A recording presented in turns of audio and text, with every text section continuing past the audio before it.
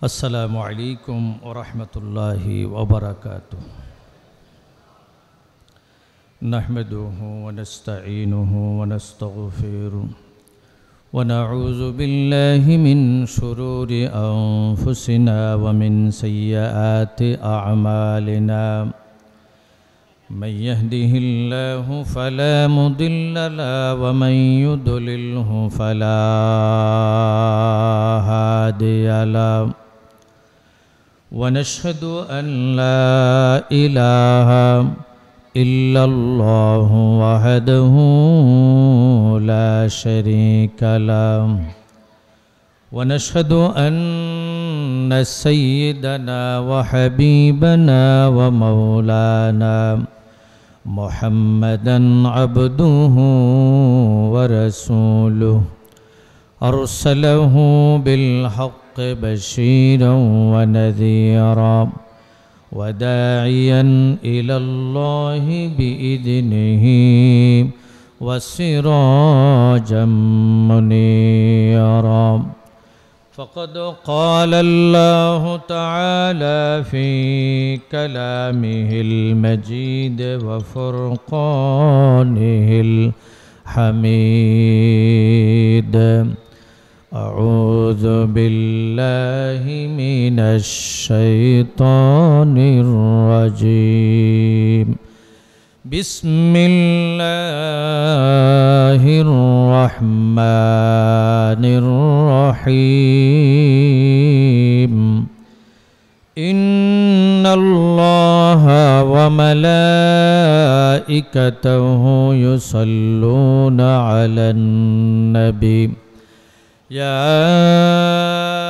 أيها الذين آمنوا صلوا عليه وسلموا تسليما. اللهم صل على سيدنا مولانا وعلى آل سيدنا. بلغ العلا بكماله كشف الدجى بجماله حسنت جميع خصاله. صلوا عليه وآله. بلغ العلا بكماله كشف الدجى بجماله حسنت جميع خصاله. صلاة يا رسول الله عليكم. سلام يا حبيب الله عليكم. صلاة يا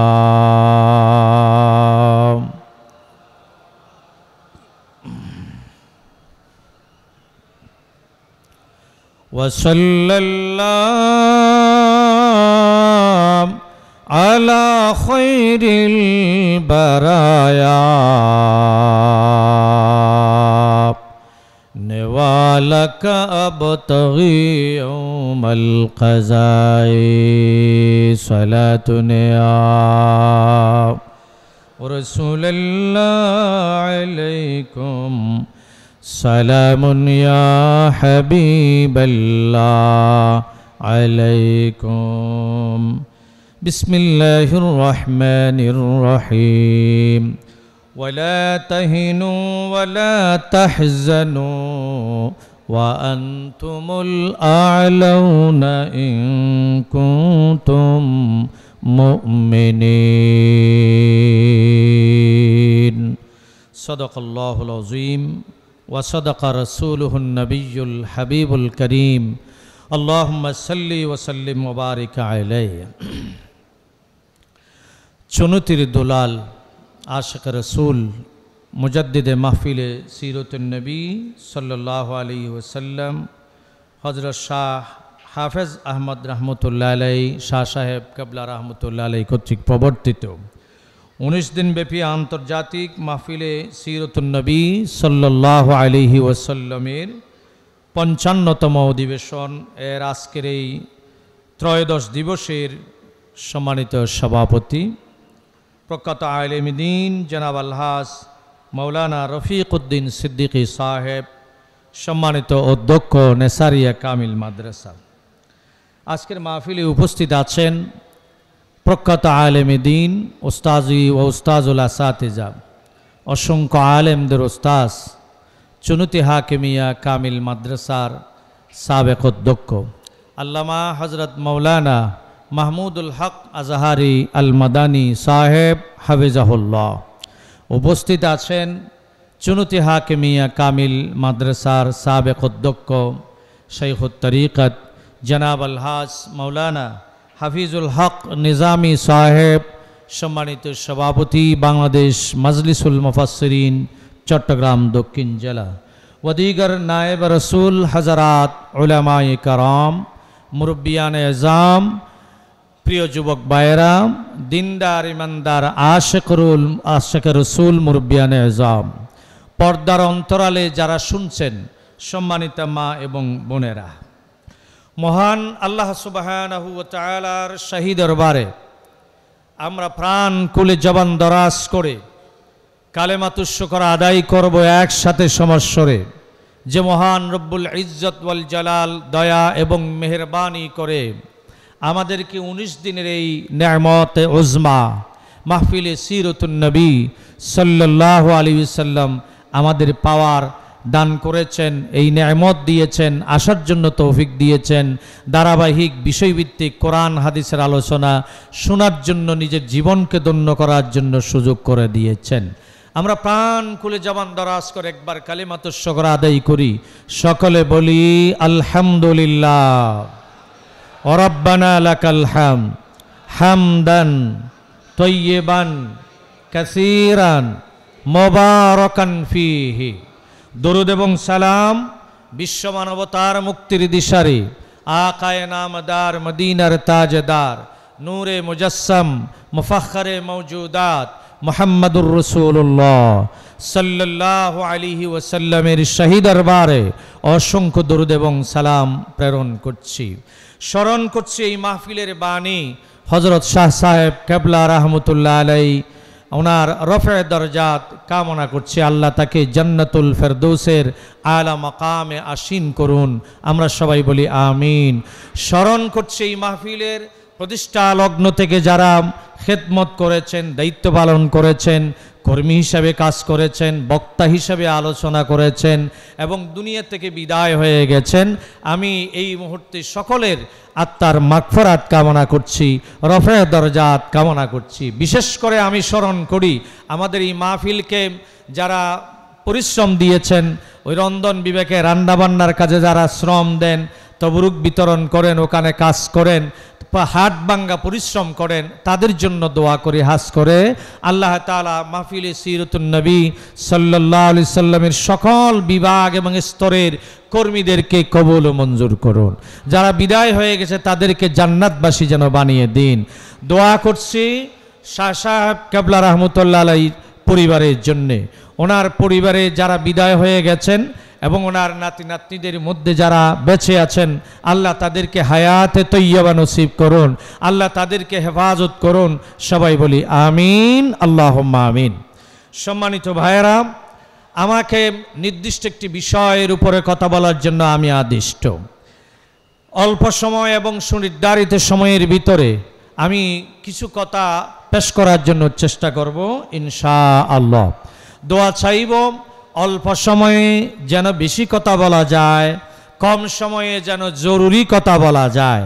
আপনাদের দোয়া কামনা করছি। হযরত শাহ সাহেব কেবলা রাহমাতুল্লাহ আলাইহির রুহানি ফুয়জাত কামনা করছি। আল্লাহ যেন কথা বলার জন্য জবানকে খুলে দেন। সবাই বলেন আমিন। আপনাদেরকে শুনে প্রাণ ভরে, মন খুলে, দিল খুলে, কান লাগাইয়া শুনে আমল করে উজ্জীবিত হওয়ার জন্য যেন তৌফিক দান করেন। আমরা সবাই বলি আমিন। আওয়াজ একটু ছোট হয়ে গেছে, ফার্মের মুরগির মতো। আমরা মানুষ, আমরা মুসলমান, আমাকে যেই বিষয় দেওয়া হয়েছে, এই যে মরা মরা হয়ে গেছে, এই যে তো এজন্যই তো আমাদের অধপতন, ঠিক কিনা? এই ঠিক এখনো হয় না, আবার বলেন ঠিক কিনা?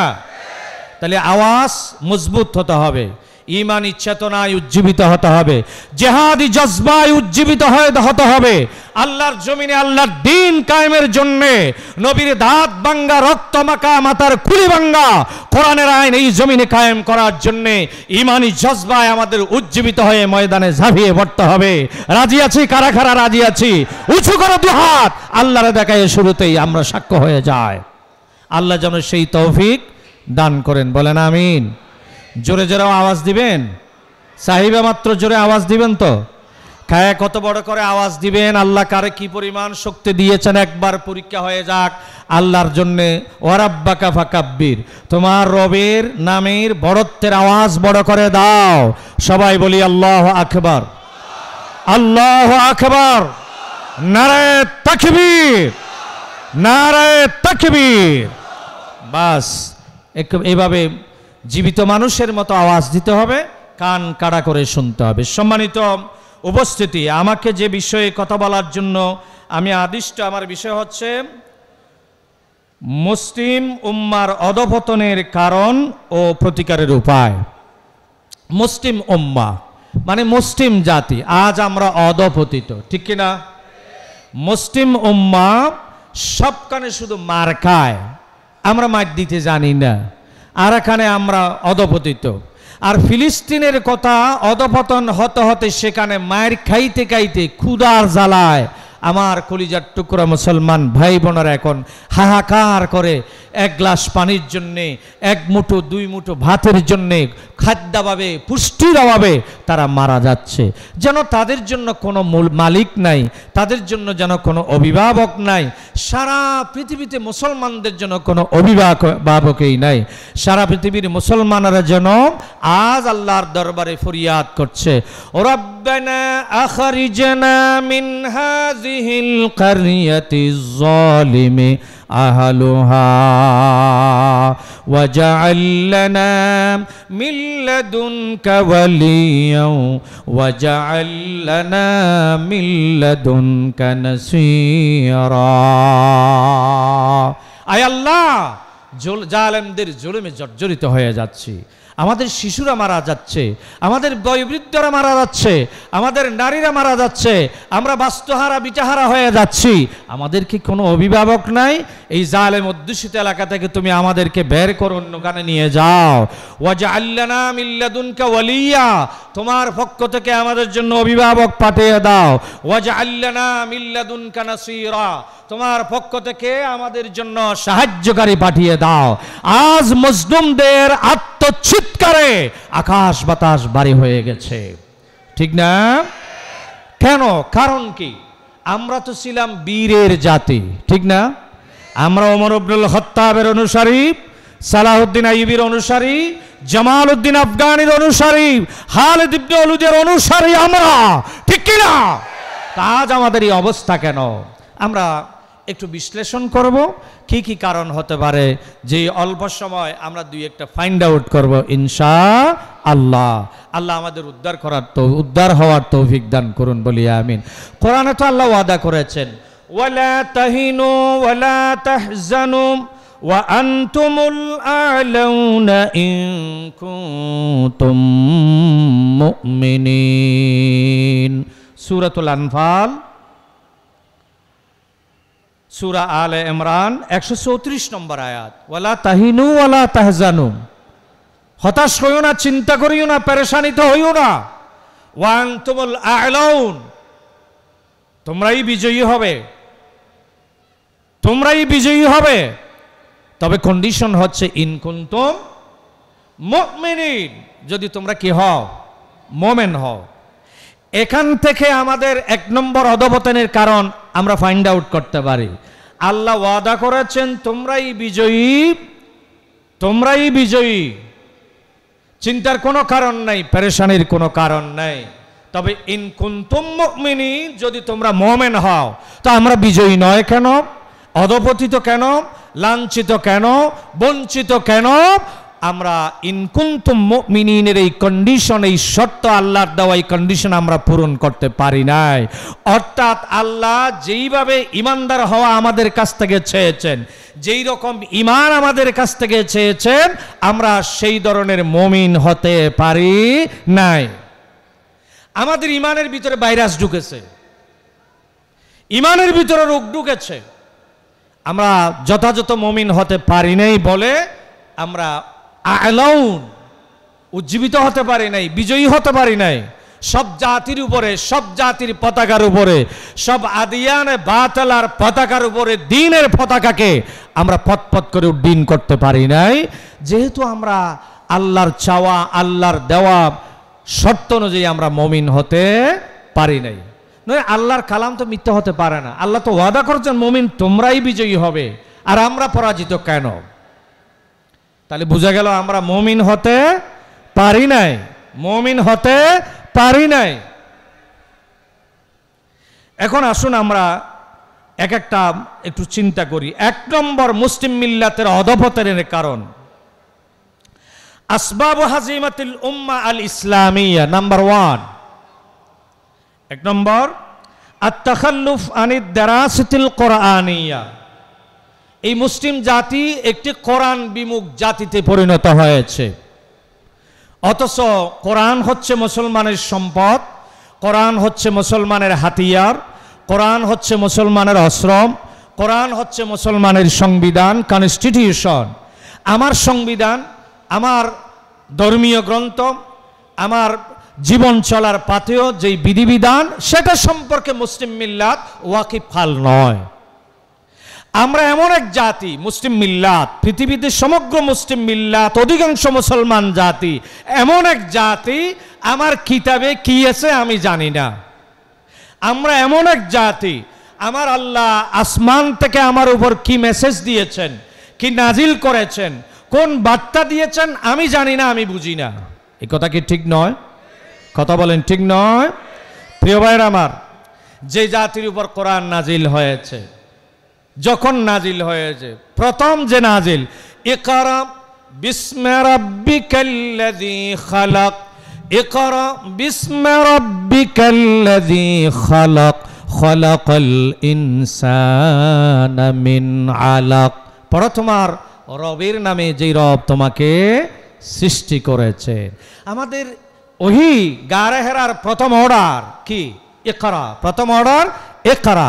অসংখ্য উলামা একরাম এখানে বসে আছেন, কোরআন পড়ো। এই জন্য 30 পারা কোরআনের ভিতরে 3টা শব্দ এসেছে, কোরআন পড়ো, এটা বোঝানোর জন্যে। 1 নম্বর ইকরা, 2 নম্বর উতুলু, 3 নম্বর ওয়ারাত্তিল।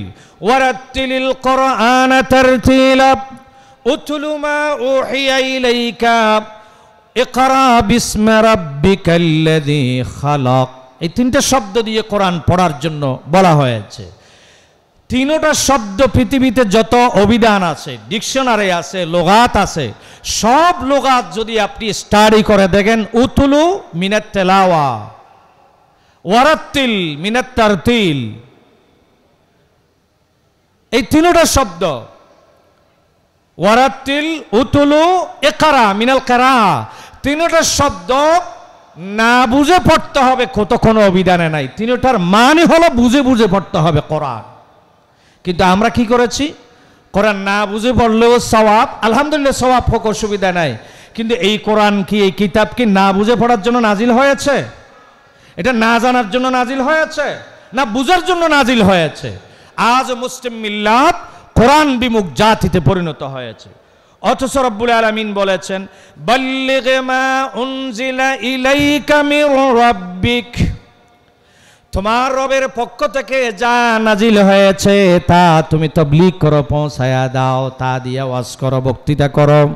কিন্তু অতীব দুঃখজনক বিষয়, আমাদের বক্তৃতায়, আমাদের দাওয়াতি মিশনে, আমাদের ওয়াজ ও নসিহতে ঘন্টার পর ঘন্টা বক্তৃতা করি, কোরআনের দ্বারে কাছে নাই।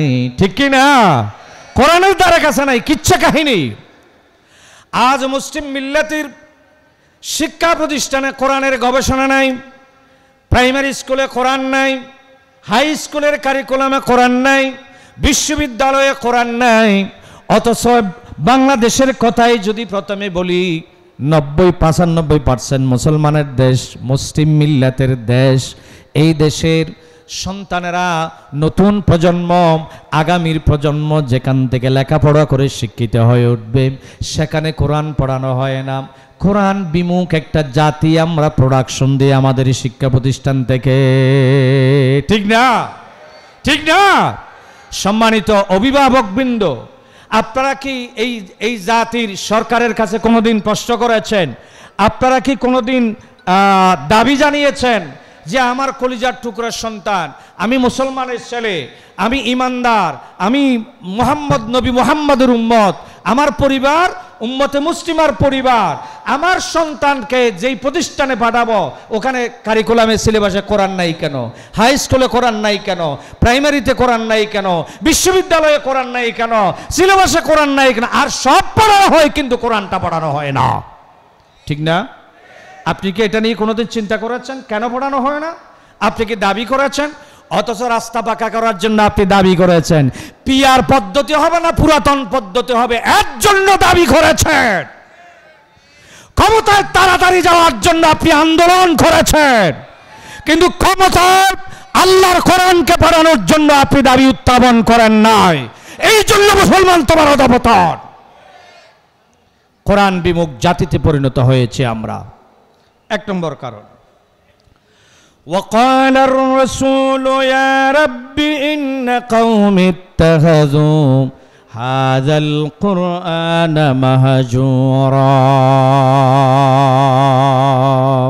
এই জাতি কোরআনকে পরিত্যক্ত ঘোষণা করেছেন, ঠিক না? ঠিক না? এই জাতির মুসলমান সারা জীবন কোরআন পড়ে নাই, সারা জীবন কোরআন বুঝে নাই, সারা জীবন পারলে কোরআনের বিরোধিতা করেছে, সুযোগ পাইলে ক্ষমতাকে ব্যবহার করে কোরআনের উপরে 146 ধারা জারি করেছে। আবার ওই জাতির ওই মুনাফিক মার্কা মুসলমান যখন মারা যায়, আমরা কি করেছি? তার জন্য খতমে কোরআনের আয়োজন করেছি। জীবনে হায়াতে কোরআন পড়ে নাই, বুঝে নাই, কোরআনের পক্ষে ছিল না। কোরআন কি মারা যাওয়ার সময়ের জন্যে, মৌতের পরের জন্যে, না মৌতের আগের জন্যে? জোরে কথা কন। যে জীবনে কোরআন বুঝে নাই, জীবনে কোরআন পড়ে নাই, জীবনে কোরআনের পক্ষে ছিল না, জীবনে কোরআন ভালো লাগে নাই, সে যখন মারা যায় আমরা আলেম ওলামারা গিয়া এক কতম কোরআন শরীফ পড়ে তারে জান্নাতে ঢুকাইয়া দিই। এই খতমে কোরআন কি কোনো কাজে আসবে? এর চাইতে দুকাবাজি আর প্রতারণার হতে পারে না। আর একটি গজবি মিথ্যা কথা বলি আমরা, জীবনে কোরআন মানে না, দিন মানে নাই, ইসলাম মানে নাই। ইসলাম একটি মতাদর্শ, তার বিপরীতে জাতীয়তাবাদ, তার বিপরীতে সেকুলার, এগুলো তারা ধারণ করেছে, লালন করেছে। কিন্তু সে যখন মারা যায় আমরা কি করেছি? তারে কবরে দেওয়ার সময় কি বলেছি? বিসমিল্লাহি ওয়া আলা মিল্লাতি রাসূলিল্লাহ। এটার মানে কি? এটার মানে কি? যারা আমরা কবরে দেওয়ার সময় বিসমিল্লাহ ওয়া আলা মিল্লাতি রাসূলিল্লাহ বলে কবরে দিই, আমরা এটাও বুঝি না। তা এটার মানে হলো আপনি জঘন্য মিথ্যাবাদী। তার মানে একজন মুসলমানকে কবরে দেওয়ার সময় আপনি জঘন্য মিথ্যা কথা বলে তারে কবরে ঢুকে দিয়েছেন। কি বলেছেন? বিসমিল্লাহ, আল্লাহর নামে, ওয়া আলা মিল্লাতি রাসূলিল্লাহ, রাসূলুল্লাহর মিল্লতের উপরে তারে কবরে দিতেছি। সে কি রাসূলের মিল্লতের উপরে ছিল? এই মুসলমান কথা বলে, মিল্লতের উপরে ছিল। সে কি দ্বীনের বিরোধিতা করে নাই? সে কি ইসলামের বিরোধিতা করে নাই? সে কি কোরআনের উপর 46 ধারা জারি করে নাই? সে কি মিল্লতে রসুলের বিরোধিতা গাদ্দারি করে নাই? তা আবার আমরা কি করি? বিসমিল্লাহ ওয়া আলা মিল্লতে রসুলিল্লাহ, আল্লাহ তারে মিল্লতে, সারা জীবন মিল্লতে রসুলের বাস দিছে, আর আমরা তারে কবরে দিতেছি মিল্লতে রসুলের উপরে। এর চাইতে জঘন্য মিথ্যা কথা, প্রতারণা, দুঃখবাজি আর কি হতে পারে? এই কারণেই তো এই জাতির অধঃপতন। এগুলো আমাদের বুঝতে হবে। প্রিয় ভাইরা আমার, আর একটা কথা বলি, নামাজে সূরা ফাতিহার পরে আর একটা সূরা পড়া ফরজ না নাকি সুন্নাত না নফল? বলেন। সূরা মিলানো, সূরা মিলানো, এটা আল্লাহ ফরজ করে দিয়েছেন। কেন? সারাদিন ব্যস্ততার কারণে আপনি হয়তো কোরআন পড়তে পারবেন না, কোরআন নিয়ে বসতে পারবেন না, না পারলেও অন্তত দিনে 5 বার নামাজে ইমাম সাহেব যখন কেরাত পড়বে আপনি পিছনে দাঁড়িয়ে দাঁড়িয়ে শুনবেন আর বুঝবেন, শুনবেন আর বুঝবেন। অথচ ইমাম সাহেব পড়তেছে, আমার ইমাম যার পিছনে একতেদাই তো বেহাদাল ইমাম বলে নামাজ পড়তেছি, যেই নামাজে দাঁড়িয়েছি আমার ইমাম কি পড়তেছে আল্লাহর কসম আমি পিছনে একটাও বুঝতেছি না। এই জাতির অধপতন না হয় কার হবে? কি মুসল্লিরা ইমাম সাহেব সামনে দাঁড়াইয়া যা পড়ে মুসল্লিরা পিছনে কি তা বুঝে? আর ভাই কথা জবাব দেন, বুঝে? বুঝে? মুসল্লিরা হিসাব করে, সারাদিন যা বেচা কিনা হয়েছি ইমাম সাহেব কেরাত পড়বে আর আমাদের মুসল্লিদের পিছনে হিসাব মিলায়। এই জন্য মুসলমানদের অধপতনের কোরআন। এর থেকে পরিত্রাণের উপায় কি? আমাদেরকে প্রতিকারের উপায়ের কথা বলা হয়েছে। মুসলমানদের যে অধপতন হয়েছে, অধপতিত জাতিতে আমরা পরিণত হয়েছি, এখান থেকে আমরা উঠে আসতে চাই নাকি চাই না? মুসলমান চাইলে জবাব দেন হাত তুলে, আমরা উঠে আসতে চাই নাকি চাই না? যদি চাই, 1 নম্বর যে কাজ করতে হবে, আমাদের প্রাথমিক বিদ্যালয় থেকে শুরু করে কি বলবো, একজন কোরআনের শিক্ষক মঞ্জুরি পাচ্ছে না, কিন্তু আমাদের কোমলমতি শিক্ষার্থীদেরকে গানের শিক্ষক নিয়োগ দেওয়ার পরিকল্পনা হচ্ছে। এই জাতির অধপতন হবে না উন্নতি হবে? অধপতন হবে না উন্নতি হবে? তা আমরা এর প্রতিকার চাই নাকি চাই না? গানের শিক্ষক নয়, প্রাইমারি স্কুলে কোরআনের শিক্ষক নিয়োগ দিতে হবে। দুহাত উঁচু করে এই দাবির সাথে যারা একমত, হাত উঁচু করে আল্লাহরে দেখাও, জাতিরে দেখাও।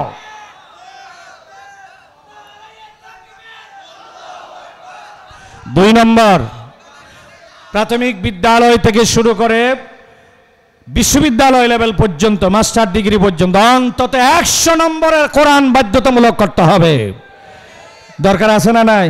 কথা বলেন, দরকার আছে না নাই?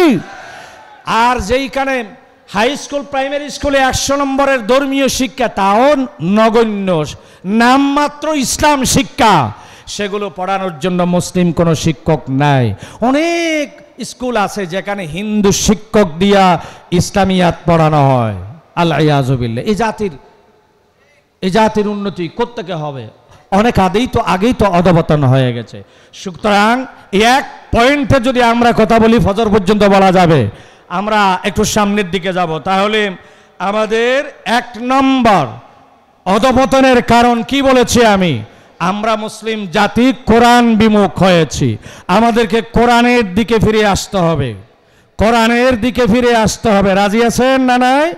কোরআনে ইত্তাহাদু হাযাল কোরআন মাহজুরা, কিয়ামতের দিন নবী আমাদের আপনাদের বিরুদ্ধে নালিশ করবেন, আয় আল্লাহ তাআলা যেই কোরআনের জন্য আমি দন্দান শহীদ করেছি, রক্ত দিয়েছি, আমার হাব্বাব, আমার হোবাইব, আমার হামজা, আমার বেলাল রক্ত দিয়েছে, এই কোরআনকে তারা পরিত্যক্ত বানিয়ে রেখেছে।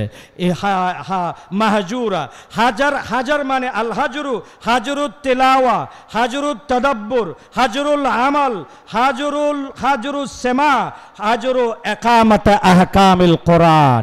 কোরআনকে পরিত্যাগ করার কয়েকটা মানে: 1 নম্বর তারা তেলাওয়াত করে নাই, 2 নম্বর তারা কোরআন গবেষণা করে নাই, 3 নম্বর কোরআন অনুযায়ী আমল করে নাই, 4 নম্বর কোরআন শ্রবণ করে নাই, 5 নম্বর কোরআনের আহকাম জমিনে তারা কায়েম করে নাই। এটার মানে হলো ইত্তাখাযু হাযাল কোরআন মাহজুরা। প্রিয় ভাইরা আমার, যে মুফাসসিরিনে কারাম যে হাজরুত তেলাওয়া, হাজরুত তাদাব্বুর, হাজরুল আমাল, হাজরুস সেমা, হাজরু একামতে আহকামিল কোরআন আল কারীম, এই সবগুলি আমরা ছেড়ে দিয়েছি। একটার আমল আমাদের ভিতরে নাই। আমি কি ভুল বলেছি? বা মুফাসসিরিনে কেরাম এখানে কি ভুল বলেছেন? সুতরাং এই মুসলিম জাতি যদি অধপতন থেকে আমরা উঠে আসতে চাই, কোরআনময় জাতি গঠন করতে হবে, কোরআনময় রাষ্ট্র গঠন করতে হবে, কোরআনময় বিচারালয় গঠন করতে হবে, কোরআনের পার্লামেন্ট কায়েম করতে হবে। কোরআনের হুকুমত জমিনে প্রতিষ্ঠা যতদিন না হবে ততদিন পর্যন্ত এই জাতি তার অধপতনের থেকে উন্নতির মুখ দেখতে পাবে না। কোরআনের পার্লামেন্ট সোজা কথা, সাফ কথা, আমরা এবারে কোরআনের পার্লামেন্ট চাই। আগামী নির্বাচনে আমরা কোরআনের পার্লামেন্ট কায়েম করতে চাই। আল্লাহ যেন তৌফিক দান করেন, বলেন আমিন। 2 নম্বর, মুসলিম জাতির অধঃপতনের 2 নম্বর কারণ তাখাল্লুফুল উলামা ওয়াদ দুআত আন আদাইল মাসউলিয়া। এই জাতির আলেম উলামা, দাঈ ইলাল্লাহ যারা, ওয়াইজ যারা, যাদের উপরে দ্বীনের দাওয়াতের, তাবলীগের দাওয়াতের দায়িত্ব আছে, তারা তাদের যথাযথ দায়িত্ব পালনে আদায়ে ব্যর্থ হয়েছে, পিছপা হয়েছে। মানে আমরা আমাদেরকে, আলেম ওলামাদেরকে দায়ী করছি। এই জাতি যারা চাষাবাদ করে, যারা ব্যবসা বাণিজ্য করে, কোরআন পড়ার সুযোগ হয় নাই, তাফসীর পড়ার সুযোগ হয় নাই, ইসলামকে জানার বুঝার সুযোগ হয় নাই, তাদের কাছে দ্বীনের দাওয়াত, তাদের কাছে দ্বীনের তালিম, তাদের কাছে কোরআনের দাওয়াত, তাদের কাছে কোরআনের তালিম পৌঁছিয়ে দেওয়া এই সমাজের আলেম ওলামা, পীর বুজুর্গ, মাশায়েখ এবং দাঈ ইলাল্লাহ তাদের দায়িত্ব ছিল।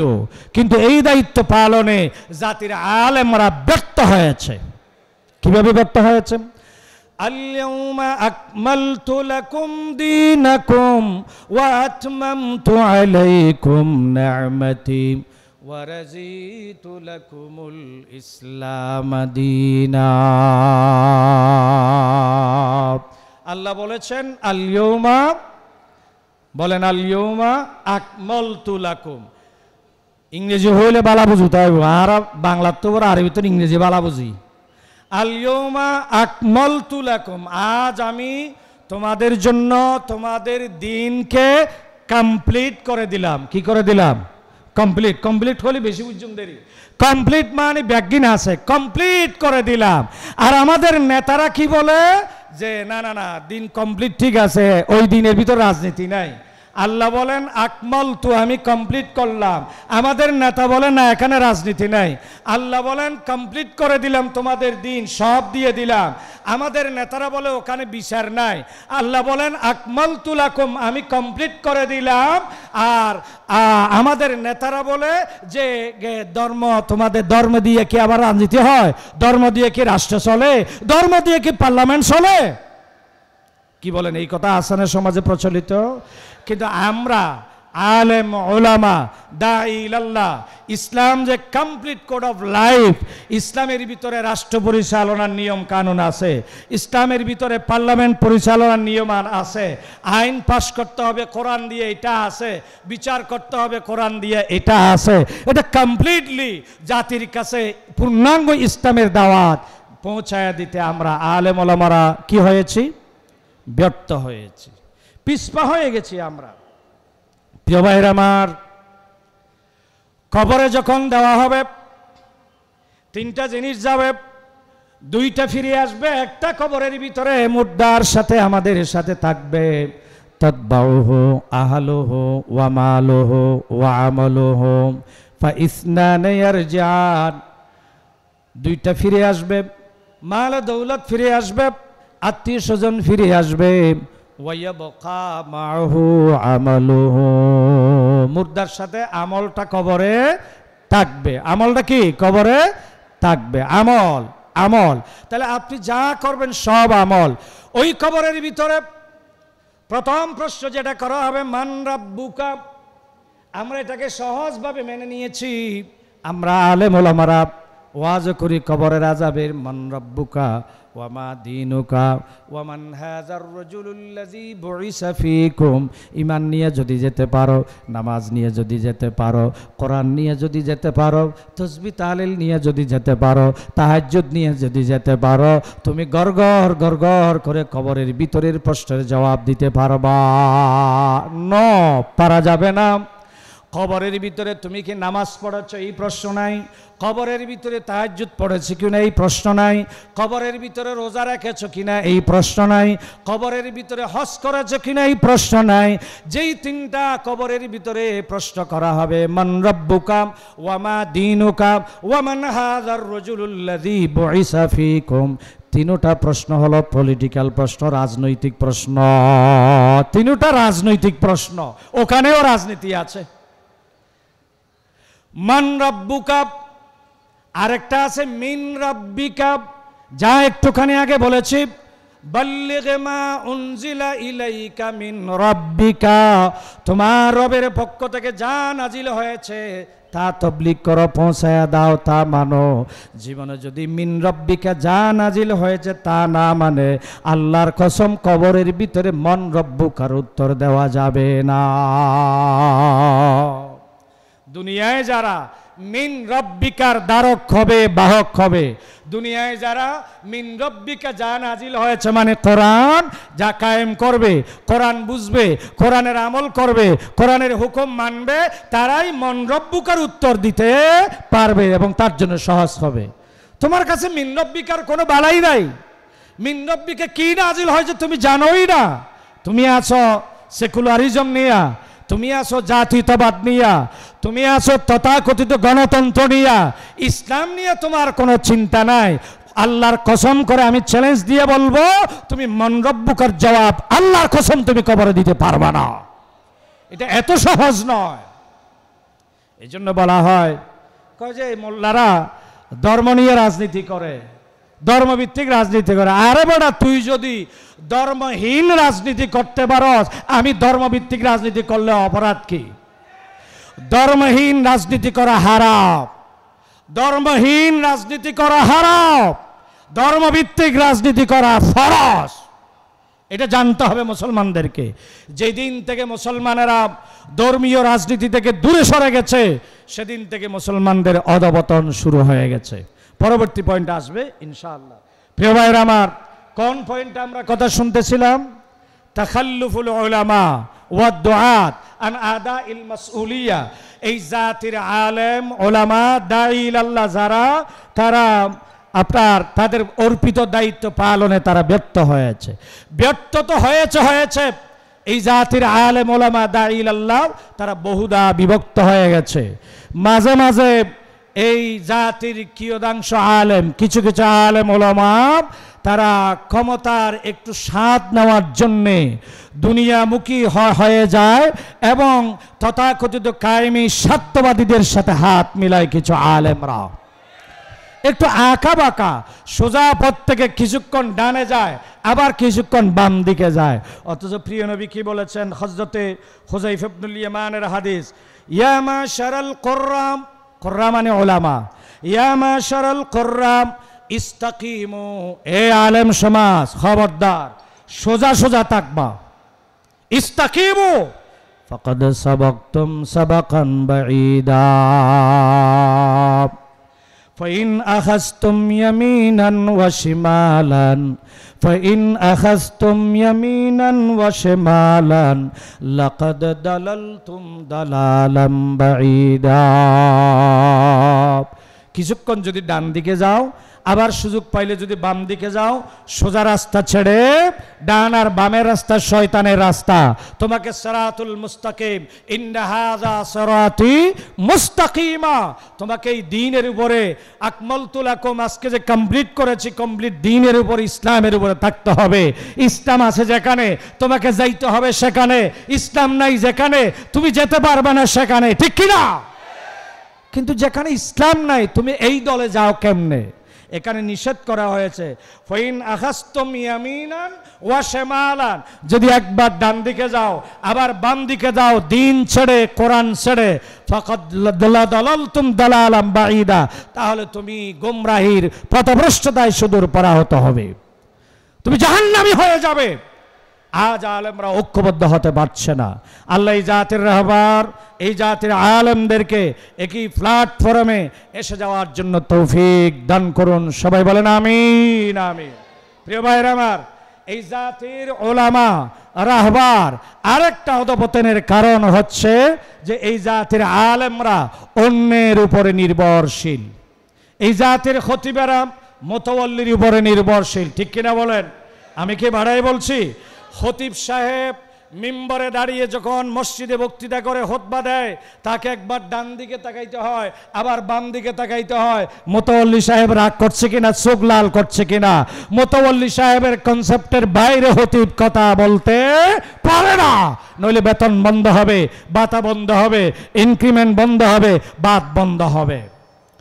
ওমর আব্দুল খাত্তাব আমিরুল মুমিনিন রাদিয়াল্লাহু তাআলা আনহু কি বলছেন আমরা শুনি।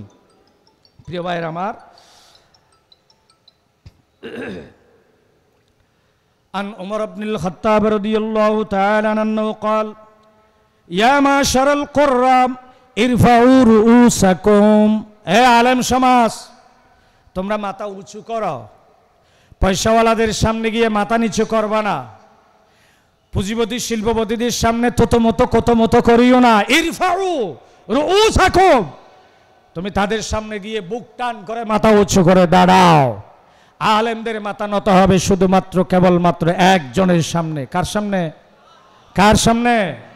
কার সামনে?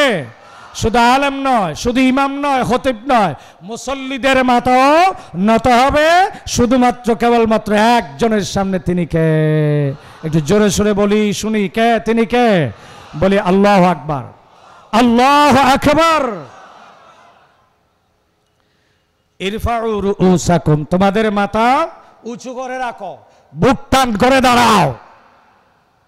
ফাকাদ ওয়াদাহা লাকুমুত তরিক, তোমাদের রাস্তা তো ক্লিয়ার হয়ে গেছে, তোমরা কোন রাস্তায় যাবা এটা তোমাদের জন্য ক্লিয়ার।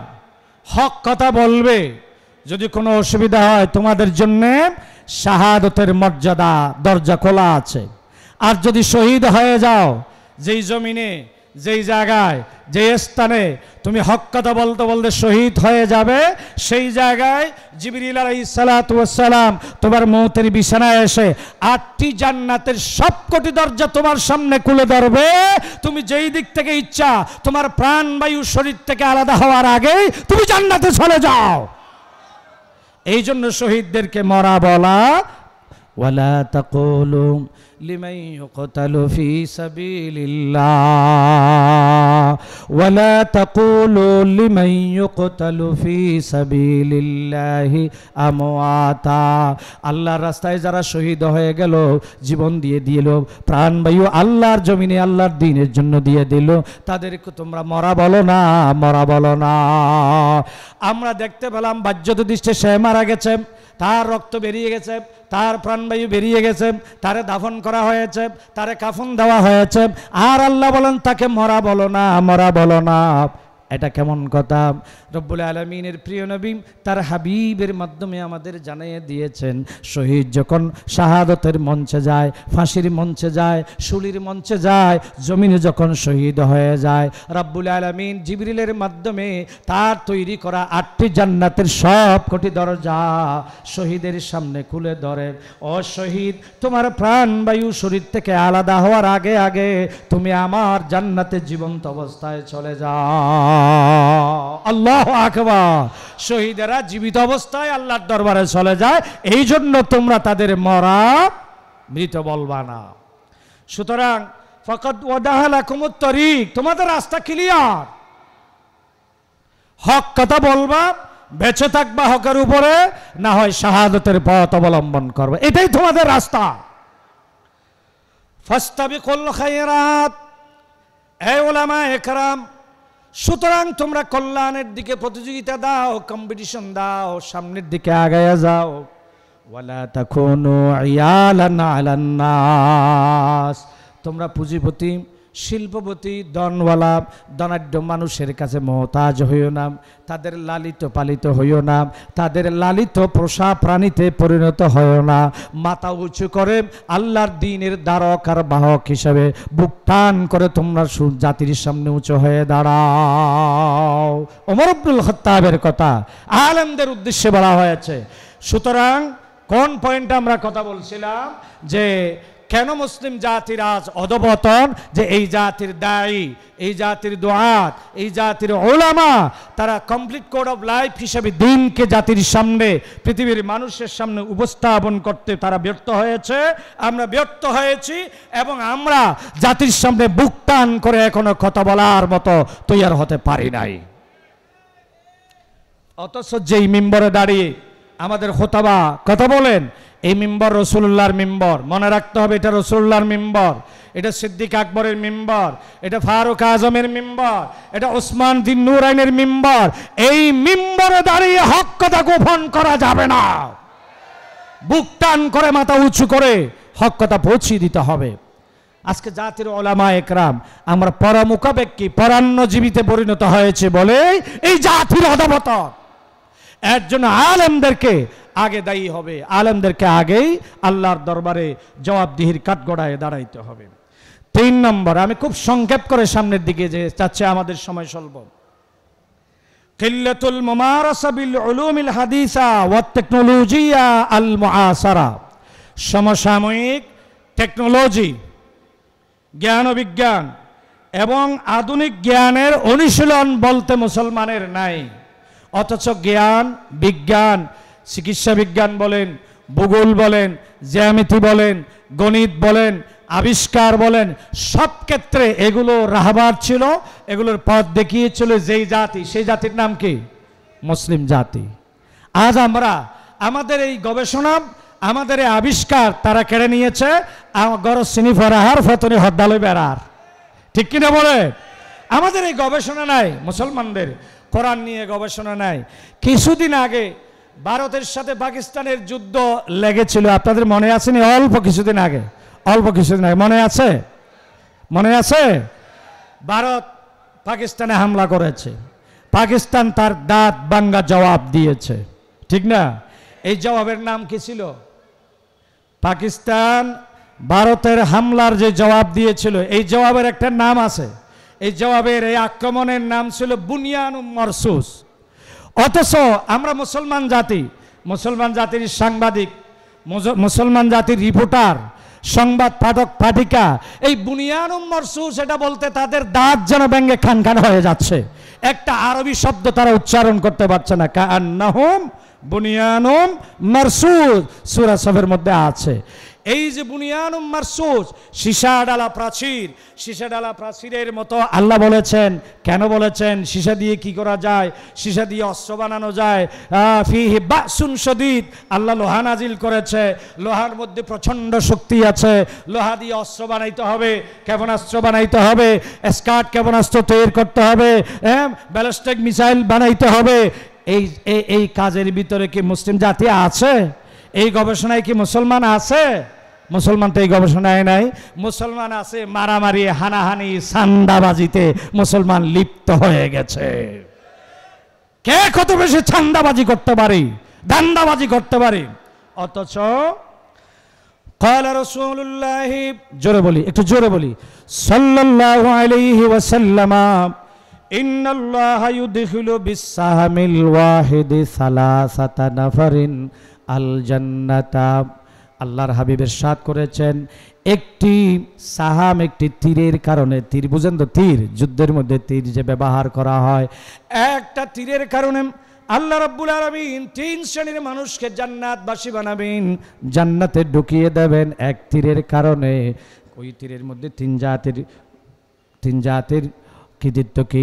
রাব্বুল আলামিনের প্রিয় নবী বলেন, সানিউহু আল্লাযী ইয়াহতাজিবু ফি সুনআতিহি আল খায়রা।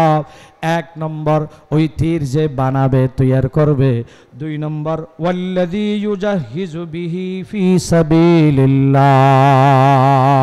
2 নম্বর, তীর দিয়ে মানে অস্ত্র দিয়ে জিহাদের ময়দানে যাওয়ার জন্য কোন যোদ্ধাকে যিনি তৈরি করবেন, অস্ত্র দিয়ে সাহায্য করবেন। 3 নম্বর, ওয়াল্লাযী ইয়ারমি বিহি ফি সাবিলিল্লাহ। 3 নম্বর ব্যক্তি যে যুদ্ধের ময়দানে গিয়ে, জিহাদের ময়দানে গিয়ে তীর মারবে, ক্ষেপণাস্ত্র মারবে, রাইফেলের গুলি ছুটবে দুশমনের দিকে। এই 3 জনকে একটা তীরের কারণে আল্লাহ রাব্বুল আলামিন এই 3 শ্রেণীর মানুষকে জান্নাতের অধিবাসী বানায়া দেবেন। সুবহানাল্লাহ। তীর, তীর, তাহলে তীরের বেলায় কি এখন মুসলমান আছে? এই জমানায় তীর সবচাইতে বড় আধুনিক এবং শক্তিশালী অস্ত্র ছিল বলে হাদিসে তীরের কথা এসেছে। এখন এর অনুবাদ হবে, একটা পারমাণবিক অস্ত্র যদি মুসলমান তুমি বানাও, এই অস্ত্রের দ্বারা 3 শ্রেণীর মানুষ জান্নাতে যাবে। এই গবেষণা মুসলমানের ভিতরে নাই। পারমাণবিক অস্ত্র যেই বিজ্ঞানী তৈরি করবেন মুসলিম রাষ্ট্রের হেফাজতের জন্যে, মুসলিম রাষ্ট্রের শত্রুদেরকে ভয় দেখানোর জন্য, তটস্থ করার জন্য যেই বিজ্ঞানী, পরমাণু বিজ্ঞানী পারমাণবিক অস্ত্র তৈরি করবেন, বেলাস, কোনো সন্দেহ নাই, বেলাস সে জান্নাতুল ফেরদৌসের মালিক হয়ে যাবে। এই গবেষণা নাই। মুসলমান পরমাণু বানানোর জন্য এই গবেষণায় মুসলমান নাই, এই জন্য অধঃপতন। অথচ আল্লাহ তাআলা কি বলেছেন? আল্লাহ রাব্বুল আলামিন বলেছেন যে ওয়াইদ্দু লাকুম মাস্তাতাতুম তুরহিবুনা বিহি আদুব্বাকুম আদুব্বাল্লাহি ওয়া আদুব্বাকুম, এমন অস্ত্র তোমরা বানাও। এটা তো আল্লাহর অর্ডার, এটা তো আল্লাহর নির্দেশ, সরাসরি আল্লাহর হুকুম। তোমরা এমন অস্ত্র তৈরি করো যেই অস্ত্রের ভয়ে তোমরা ভয় দেখাতে পারবে তোমাদের দুশমনকে, এবং আল্লাহর দুশমনকে, আল্লাহর দ্বীনকে তোমরা ভয় দেখাতে পারবে। এখন আমাদের হাতে যে রাইফেল আছে, বাঙ্গা বন্দুক আছে, এই রাইফেল আর বাঙ্গা বন্দুক নিয়ে আমাদের পার্শ্ববর্তী যে রাষ্ট্র আছে, আমাদের দুশমন তথাকথিত ব্রাহ্মণ্যবাদী যে দুশমন রাষ্ট্র আছে, তারা কি আমাদের বাঙ্গা রাইফেল দিয়ে আমাদেরকে ভয় করবে? তারা তো পরমাণু অস্ত্রে সমৃদ্ধ। সুতরাং মুসলমান, তোমার অধঃপতন থেকে উঠে আসার জন্যে তোমার প্রতি তোমার মালিকের বাল্লিগ মা উনজিলা ইলাইকা মিন রাব্বিকা, তুমি যদি কবরে মান রব্বুকার এই প্রশ্নের জবাব দিতে চাও, তোমার মিন রাব্বিকা যে আয়াত নাজিল হয়েছে, ওয়াইদ্দু লাকুম মাস্তাতাতুম মিন কুওয়া, তুমি শক্তি জোগাড় করো, তুমি অস্ত্র জোগাড় করো, যেই শক্তি দিয়া, যে অস্ত্র দিয়া তুরহিবুনা বিহি আদুব্বাল্লাহি ওয়া আদুব্বাকুম, ওই ব্রাহ্মণ্যবাদী আল্লাহর দ্বীনের দুশমন, তোমাদের দুশমনকে ভয় দেখাতে পারো, এমন অস্ত্র তুমি তৈরি করো। অর্ডার কি আমার না আল্লাহ? একটু জোরে বলতে হবে, কার অর্ডার? কার অর্ডার? তো এই অর্ডার কোত্থেকে নাজিল হয়েছে? মিন রাব্বিকা মা উনজিলা ইলাইকা মিন রাব্বিকা, এই অর্ডার তোমার রবের পক্ষ থেকে নাজিল হয়েছে। এটা তুমি না মেনে কবরে গিয়া মান রব্বুকার জবাব দিবা, এটা কেমনে আশা করতে পারো? মান রব্বুকা কবরে জবাব দেওয়ার জন্য তোমাকে মিন রব্বিকার প্রস্তুতি নিতে হবে। মিন রব্বিকা যা নাজিল হয়েছে তা বাস্তবায়নের জন্য তোমাকে অস্ত্র বানাও, অস্ত্র বানাও, পরমাণু তৈরি করো, যা দিয়ে তুমি তুরহিবুনা বিহি, সূরা তওবা, তুরহিবুনা বিহি আদুব্বাল্লাহি ওয়া আদুব্বাকুম, তোমাদের শত্রু এবং তো আল্লাহর শত্রু, আল্লাহর দ্বীনের শত্রুকে যেন তোমরা ভয় দেখাইতে পারো। এই জন্যে পাকিস্তান, তারপরে ইরান, আমরা তাদের যুদ্ধ দেখেছি। তাদের কাছে পরমাণু অস্ত্র আছে বলেই আল্লাহর দ্বীনের দুশমনেরা তাদেরকে যেইভাবে ভয় করে, তাদের নাম শুনলে যেইভাবে একটু সংজ্ঞা করে, একটু আশঙ্কা করে, একটু চিন্তা করে, আমাদের কথা শুনলে কি সেই চিন্তা দুশমনের মনে আসবে? কেন? আমাদের কাছে বাঙ্গা রাইফেলটা ছাড়া কিছুই নাই। এই জন্য আল্লাহর অর্ডার, যেই কোরআন আমার আল্লাহ নাজিল করেছেন, যেই কোরআন নবীর উপরে নাজিল হয়েছে, যেই কোরআনের তাবলীগ করার জন্য মুসলমান আদিষ্ট, যেই কোরআনের তাবলীগ না করলে পরে, কোরআনের এই বাণী অর্ডার পৌঁছে না দিলে পরে, ফাইল্লাম তাফআল ফামা বাল্লাগতার রিসালা, রিসালাতের দায়িত্ব পালন হবে না, ইসলামের দায়িত্ব পালন হবে না। তোমাকে অস্ত্র বানাতেই হবে, পরমাণু সমৃদ্ধ মুসলিম জাতিতে তোমাকে পরিণত হতে হবে, তাহলেই তুমি অধঃপতন থেকে উঠে আসতে পারবে মুসলিম জাতি। অস্ত্র ছাড়া অধঃপতন ঠেকানো যাবে না। প্রিয় ভাইরা আমার, তাহলে এই একটা হাদিস আমরা কোনোদিন গবেষণা করি নাই যে একটা অস্ত্র যদি ইসলামী রাষ্ট্রকে পাহারা দেওয়ার জন্যে, আল্লাহর দ্বীন কায়েমের জন্যে, দ্বীনের দুশমনদের মোকাবেলা করার জন্যে একটা অস্ত্রের দ্বারা 3 জাতি জান্নাতে যাবে। 1 নম্বর যিনি তৈরি করেছেন। 2 নম্বর, যেই ব্যক্তি জিহাদে যাবে তার অস্ত্র নাই, আরেকজনের টাকা আছে, অস্ত্র কিনে নিয়ে ওই মুজাহিদকে সমৃদ্ধ করবে, অস্ত্র সমৃদ্ধ করে জিহাদের ময়দানে পাঠাবে, সাহায্য করবে। 4 নম্বর, জিহাদের ময়দানে গিয়া যেই ব্যক্তি সরাসরি গোলা বারুদ নিক্ষেপ করবে, ক্ষেপণাস্ত্র নিক্ষেপ করবে, ওই আরেকজনের বানানো অস্ত্র এটা নিক্ষেপ করবে। এই 3 জাতিকে একটি অস্ত্রে দিয়া, একটি মাত্র অস্ত্রের বিনিময়ে আল্লাহ তাআলা জান্নাতের মালিক বানায়া দেবেন। আমরা কি জান্নাতে যেতে চাই না? 2-1 জনে চায়, বাকিরে চায় না। বাকিরে কোথায় যাবেন? আমরা জান্নাতে যেতে চাই নাকি চাই না? ওই মজার মজার ফানসা ওয়াজ এগুলো শুনে আর লাভ নাই। জান্নাতে যেতে হলে অস্ত্র তৈরি করতে হবে। জান্নাত তো সহজ নয়।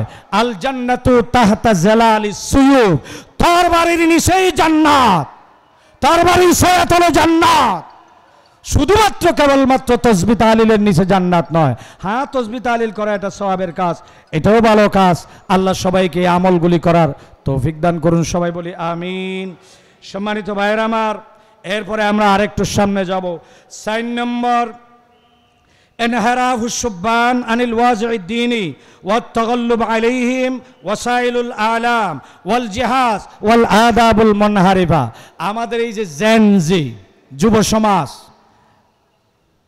আল আজিয়ালুন নাসিয়া, আমাদের অনাগত ভবিষ্যৎ প্রজন্ম, এই যেই জাতি আমাদের, যাদের হাতে যারা আন্দোলন করছে, যারা বিপ্লব করছে, এই যুব সমাজ, আমাদের ছাত্র সমাজ, তাদের কাছে ইসলামের বাণী আমরা যথাযথভাবে পৌঁছাইতে পারি নাই।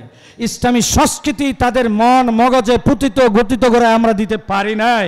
তারা, আমাদের এই নতুন প্রজন্ম, তারা দ্বীনি অনুশাসন, ধর্মীয় অনুশাসন থেকে তারা বিচ্যুত হয়ে গেছে, বিকৃত হয়ে গেছে, এবং তাদের উপরে যে মোবাইল, তারপর ইলেকট্রনিক মিডিয়া আর অন্যান্য অশ্লীল ম্যাগাজিন, এগুলো তাদেরকে গ্রাস করে ফেলেছে, কি ঠিক না? অথচ তাদের জন্য আমাদের ইসলামী সংস্কৃতির আয়োজন আমরা করতে পারি নাই, যে অন্যান্য আলাত, যন্ত্রপাতি, মিডিয়া, এগুলো দিয়ে আমাদের যুব সমাজের চরিত্র বিধ্বংস, মুসলিম মিল্লাতের চরিত্র বিধ্বংস, মুসলিম মিল্লাতের যুবকদের চরিত্র যদি ধ্বংস করে দেওয়া যায়, হনন করে দেওয়া যায়, তাহলে সেই জাতিকে ধ্বংস করে দেওয়ার আর কোনো কঠিন কিছু থাকে না। প্রিয় ভাইয়ের আমার, আমাদের মাঝে এই যে মাদক দ্রব্যর কথা বলা হয়, মাদক আমাদের দেশে সাপ্লাই পরিকল্পিতভাবে দেওয়া হয়। এটা পরিকল্পিতভাবে আমাদের দেশে মাদক সাপ্লাই দেওয়া হয়, কারণ এই দেশের মাদক মুরব্বীরা সেবন করে না, নারীরা খুব কম মাদক সেবন করে। মাদক নেশাগ্রস্ত কারা হয়? যুব সমাজ নেশাগ্রস্ত হয় বেশিরভাগ, ঠিক কিনা বলেন না? তাহলে মুসলমানের যুবক, মুসলিম মিল্লাতের যুবক, যাদের উপরে দিন কায়েম করা নির্ভর করে, যাদের উপরে মুসলমানের উন্নতি নির্ভর করে, এই মুসলিমের যুব সমাজ যদি নেশাগ্রস্ত হয়, না মাদকাসক্ত হয়, তাহলে তারা বুঝতে পেরেছে এই মাদক দিয়া, মাদক দ্রব্য দিয়া, নেশা দিয়া, ট্যাবলেট দিয়া মুসলিম যুব সমাজকে যদি ধ্বংস করা যায়, তাদের চরিত্র যদি হনন করা যায়, তাহলে ইসলাম ও মুসলমানকে ধ্বংস করে দেয়া খুবই সহজ হয়ে যাবে। এটা তারা বুঝতে পেরেছে। এই জন্যে মুসলিম মিল্লাতের যুব সমাজের চরিত্র বিধ্বংস করার জন্য মাদক দ্রব্যগুলি এই সমাজে সাপ্লাই দেওয়া হয় পরিকল্পিতভাবে আল্লাহর দ্বীনের দুশমনদের পক্ষ থেকে, ঠিক কিনা? এই জন্য প্রিয় যুবক ভাইয়েরা, তোমাদের অনুরোধ করি, তোমরা ইসলামের সুশীতল ছায়াতলে চলে আসো। আল কোরআন তোমাদের হাতছানি দিয়ে ডাকছে। বাংলায় কোরআন আছে। আজ কোরআনের দাওয়াত তোমাদের কাছে পৌঁছে দিচ্ছে একটি জাতি, একটি গোষ্ঠী। কোরআনের ছায়াতলে তোমরা চলে আসো। তোমরা যারা দ্বীনের কথা বলে না, যারা ইসলামের কথা বলে না, যারা মানবগড় আইনের দিকে তোমাদের স্লোগান দিতে তাদের পিছনে পিছনে দৌড়ায়, তাদের পিছনে তোমরা আর সময় দিবে না। কাল কিয়ামতের ময়দানে তাদের সাথেই দ্বীনের বিরোধিতা করার জন্য তাদের সাথেই তোমাকে জাহান্নামে যেতে হবে। প্রিয় ভাইরা আমার, এরপরে আমরা 6 নম্বর দুফুল ঈমান ফি কুলুবিল উম্মাহ ওয়া নাশিল আকায়েদ আল মুনহারিফা। আমাদের ঈমানেই দুর্বলতার কারণে মুসলিম মিল্লাতের অন্তঃকরণে ঈমান দুর্বল হয়ে গেছে, ঈমানের পাওয়ার কমে গেছে, এবং আমাদের আকীদা, বিকৃত আকীদা, বিশ্বাস আমাদের ভিতরে সয়লাব করে দেওয়া হয়েছে। আকীদা, বিশ্বাস, সবগুলোর ব্যাখ্যা দেওয়ার এই সময় এখন আমার কাছে নাই। এই আকীদার মধ্যে আমাদের অনেক ধরনের আবিষ্কার করা হয়েছে, যার কারণে এই দেওবন্দি আকীদা, ব্রেলভি আকীদা, এই আকীদা, এই গোষ্ঠী, সেই গোষ্ঠী, অথচ এটাকে আমাদের পরিচয় ছিল। আমাদের আকীদা হলো লা ইলাহা ইল্লাল্লাহ মুহাম্মাদুর, জোরে বলেন লা ইলাহা ইল্লাল্লাহ মুহাম্মাদুর রাসূলুল্লাহ। আমাদের আকীদা বহুদা বিভক্ত হবে কেন? আমাদের আল্লাহ এক, আমাদের নবী এক, আমাদের মক্কা এক, আমাদের কেবলা এক, আমাদের মদিনা এক, আমাদের রসুল এক, আমরা সবাই এক হতে পারি না? আমরা কি বলেন, পারি নাকি পারি না? এই আমাদের আকীদাগত দিক থেকে মুসলিম মিল্লাত বহুদা বিভক্ত হওয়ার কারণে এটা মুসলমানদের অধঃপতনের অন্যতম কারণ। ছোটখাটো ইখতিলাফ থাকতেই পারে, ছোটখাটো নফলের ভিতরে ইখতিলাফ থাকতে পারে, ছোটখাটো সংস্কৃতির ভিতরে ইখতিলাফ থাকতে পারে। যার ইখতিলাফ তার কাছে থাকবে, মৌলিক আকীদার ভিত্তিতে আমরা সবাই এক আল্লাহ, এক রাসূল, এক কালেমার ভিতরে এক হয়ে যাব ইনশাআল্লাহ। তাহলে আমরা মুসলিম জাতিকে সেই অধঃপতন থেকে আমরা উঠিয়ে নিয়ে আসতে পারবো, আল্লাহর দ্বীন কায়েমের পথ আমরা সুগম করতে পারবো ইনশাআল্লাহ।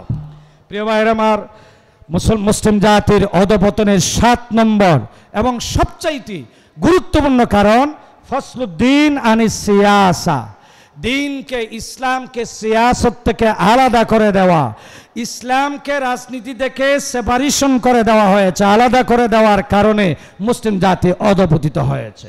ঠিক না? কোনো কিছু একটা করতে চাইলেই তো ক্ষমতা ছাড়া করা যাবে, কথা বলেন না, ক্ষমতা ছাড়া করা যাবে? তো ইসলামকে ক্ষমতা থেকে আলাদা করা হয়েছে, কোরআনকে পার্লামেন্ট থেকে বের করে দেওয়া হয়েছে, ইসলামী সাহিত্য, সংস্কৃতি, সভ্যতা, কৃষ্টি, কালচারকে সিয়াসত থেকে আলাদা করে দেওয়া হয়েছে। এই কারণে, এটাই সবচেয়ে বড় কারণ মুসলিম জাতির অধঃপতনের জন্যে। প্রিয় ভাইয়ের আমার, জলালে বাদশাহী হোক কে জমহুরি তামাশা হোক, জলালে বাদশাহী হোক কে জমহুরি তামাশা হোক, जुदा हूँ दी सियासत से तू रह जाती है संगीजी। জলালে বাদশাহী, বাদশাহীর প্রতাপ মানে রাজতন্ত্র হোক, কে জমহুরি তামাশা হোক, গণতন্ত্রের নামের তামাশা হোক, অথবা রাজতন্ত্রের প্রতাপ হোক। দিন যদি রাজনীতি থেকে আলাদা হয়, ধর্ম যদি রাজনীতি থেকে আলাদা হয়ে যায়, যেই রাজনীতিতে ধর্ম থাকবে না, যেই পার্লামেন্টে ধর্ম থাকবে না, যেই রাষ্ট্র পরিচালনায় ধর্ম থাকবে না, তুরে জাতি হেসেঙ্গিজি, তাহলে সেইখানে শান্তি থাকবে না, সেইখানে থাকবে চেঙ্গিস খানের বর্বরতা, মারামারি, হানাহানি, রাহাজানি, চুরি, ডাকাতি, দুর্নীতি ছাড়া সেই সমাজে আর কিছুই জাতি উপহার পাবে না। প্রিয় ভাইরা আমার, এই জাতি আমরা স্বাধীনতা লাভ করেছি, 53 বছর হয়ে গেছে। আমরা কি শান্তি পেয়েছি? যারা চুপ করে আছেন খুব শান্তিতে আছেন। আমরা কি শান্তি পেয়েছি? আপনারা কি দুর্নীতি মুক্ত হয়েছেন? আপনারা কি সন্ত্রাস মুক্ত হয়েছেন? আপনারা কি ডাকাতি মুক্ত হয়েছেন? আপনারা কি মানুষ হত্যা থেকে রেহাই পেয়েছেন? আপনারা কি চাঁদাবাজি থেকে রেহাই পেয়েছেন? আপনার গুম, খুন, হত্যা থেকে কি আপনারা নিষ্কৃতি পেয়েছেন? আপনাকে ন্যায় বিচার আপনাদের নিশ্চিত হয়েছে? আমাদের মা বোনদের ইজ্জত আবরুর গ্যারান্টি কি নিশ্চিত হয়েছে? কেন হয় নাই? जुदा हूँ दी सियासत से तू रह जाती है संगीजी। আপনার রাজনীতি দিক থেকে যদি ইসলাম জুদা হয়ে যায়, রাজনীতি জগৎ থেকে যদি ধর্ম আলাদা হয়ে যায়, তাহলে শান্তি আসবে না, চুরি থাকবে, শান্তি আসবে না, চাঁদাবাজি থাকবে, শান্তি আসবে না, হত্যা থাকবে, শান্তি আসবে না, দেশের সম্পদ বিদেশে এই যে কোটি কোটি কোটি হাজার হাজার বিলিয়ন মিলিয়ন ডলার পাচার হয়েছে, পাচার হতেই থাকবে, পাচার হতেই থাকবে। দুর্নীতিতে চ্যাম্পিয়ন আবার হবে, দুর্নীতিতে চ্যাম্পিয়ন আবার হবে যদি ইসলাম এবং রাজনীতিকে একাকার করতে না পারে মুসলিম মিল্লাত। ঠিক কিনা বলেন? আমরা আর জুদা থাকতে চাই না, দিন থেকে আমার রাজনীতিকে আলাদা রাখতে চাই না, ইসলাম থেকে আমার রাজনীতিকে পৃথক রাখতে চাই না, পার্লামেন্ট থেকে আমার রাজনীতিকে আলাদা, আমার ধর্মকে আলাদা রাখতে চাই না, আমার পার্লামেন্টকে কোরআন শূন্য রাখতে চাই না, কোরআন যুক্ত রাখতে চাই, কোরআন মুক্ত রাখতে চাই না। রাজি আছি? হাত উঁচু করে বলেন, আল্লাহরে দেখে বলে রাজি আছে? আল্লাহ তৌফিক দান করুন। একটি মাত্র উপায় এই জাতির অধঃপতন থেকে রেহাই দেওয়ার জন্য, মুসলিম মিল্লাতের অধঃপতন ঠেকানোর একটি মাত্র উপায়, সেটি হলো কোরআন ভিত্তিক সমাজ কায়েম করা, কোরআন ভিত্তিক রাষ্ট্র কায়েম করা, কোরআনের বিচারালয় প্রতিষ্ঠা করা, কোরআনের সুশাসন প্রতিষ্ঠা করা। এছাড়া মুসলিম মিল্লাতের অধঃপতন ঠেকানোর জন্য যত কিছুই করো না কেন সম্ভব হবে না। আমাকে বিষয়ের শেষাংশে বলা হয়েছে এর প্রতিকারের উপায়। আমরা সাথে প্রতিকারের উপায় আলোচনা করে দিয়েছি। প্রতিকার হচ্ছে আমাদের কোরআনমুখী জাতিতে পরিণত হতে হবে। আল্লাহ যেন তৌফিক দান করেন, সবাই বলেন আমিন, আল্লাহুম্মা আমিন। প্রিয় ভাইরা আমার, এরপরে গুরুত্বপূর্ণ আর একটা পয়েন্ট বলবো যে আত-তাখাল্লুফ আন ইস্তিআদাতিল মাদি আল মুদি বিল জিহাদ। মুসলিম মিল্লাতের একটি সোনালী যুগ ছিল নাকি ছিল না?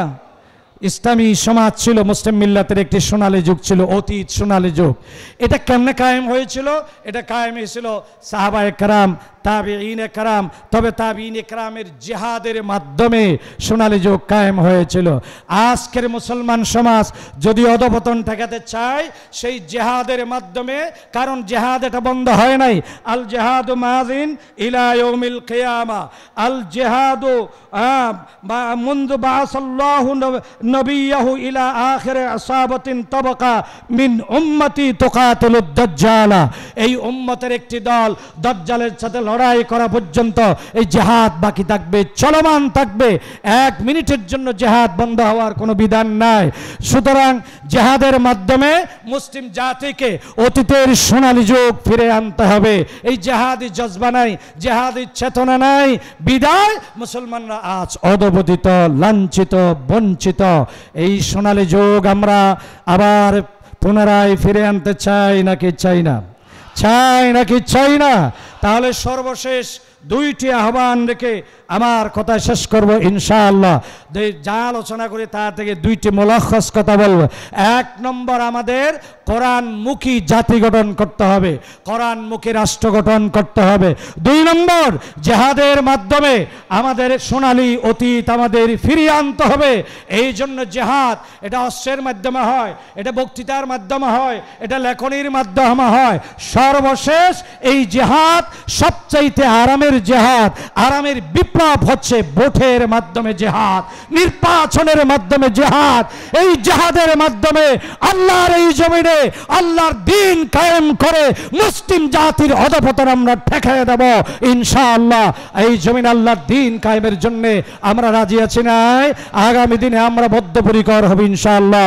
হাযা মা ইনদি ওয়াল ইলমু ইনদাল্লাহ, আস্তাগফিরুল্লাহ ওয়া আতুবু ইলাইহি, ইন্নাহু হুয়াত তাওয়াবুর রহিম। ওয়া আখির দাওয়ানা আনিল হামদুলিল্লাহি রাব্বিল আলামিন। আসসালামু আলাইকুম ওয়া রাহমাতুল্লাহি ওয়া বারাকাতুহু। আলহামদুলিল্লাহ।